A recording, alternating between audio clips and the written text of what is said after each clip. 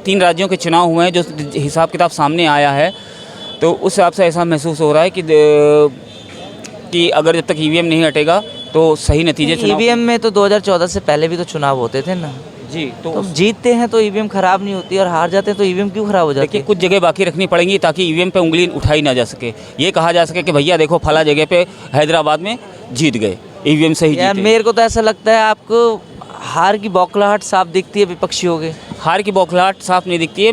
दरअसल क्या है, राहुल गांधी को खुद नहीं पता है वो कितने इलेक्शन जीत चुके हैं और ऑन पेपर वो हारे हैं, आप समझ लीजिए। मुझे तो लगता है इलेक्शन बंद ही हो जाने चाहिए इस हिसाब से। अच्छा, हाँ, जिस हिसाब से चल रहा है उस हिसाब से मुझे लगता है इलेक्शन बंद हो जाना चाहिए। क्या ज़रूरत है, उन्हीं को बना दो हमेशा के लिए प्रधानमंत्री, क्यों बार बार इलेक्शन पे पैसा खर्चा करते हो? कैसे जीतोगे? इंडिया अलायंस के नेता हैं ये, स्वामी प्रसाद मौर्य कह रहे हैं कि हिंदू धर्म एक धोखा है, तो कैसे चुनाव जीतोगे?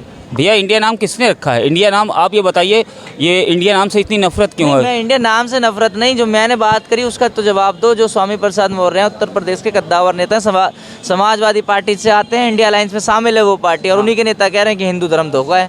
हिंदू धर्म धोखा लगता है क्या उनको? मैं किसी को धार्मिक चोट नहीं पहुंचाना चाहता हूं, पर ये मैं बताना चाहता हूं, देश को बचाने के लिए चाहे स्वामी प्रसाद मौर्य हो या कोई हो, सब लोग एकजुट हो रहे हैं, देश को किसी प्रकार बचाया जाए।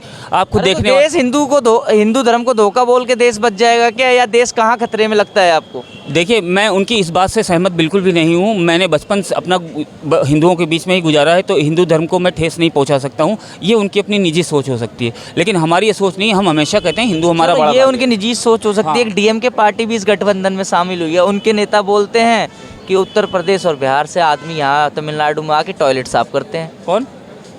दयानिधि जी हैं, वो कहते हैं कि उत्तर प्रदेश और बिहार के लोग आके तमिलनाडु में टॉयलेट साफ करते हैं। देखो, ऐसे लोगों की छोटी मानसिकता के लोग छोटी ही बात करेंगे। जो अच्छे लेवल का शिक्षित आदमी, जो पढ़ा लिखा इंसान होगा, जो कायदे के माहौल में रहा होगा, वो कैसी ऐसी बात नहीं करेगा। किसी को नीचा नहीं दिखाया जाता।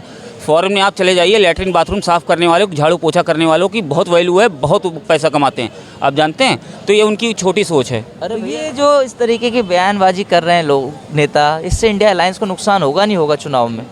देखिए, अगर ये इंडिया अलायंस में शामिल हैं तो दोनों दल शामिल हैं। दोनों दल शामिल है तो इनको अपनी ज़बान पे रोक लगानी चाहिए, क्योंकि हमको सबको साथ में लेके चलना है। तो कोई ऐसे शब्द ना बोलें जिससे लोगों को ठेस पहुँचे, किसी को भी।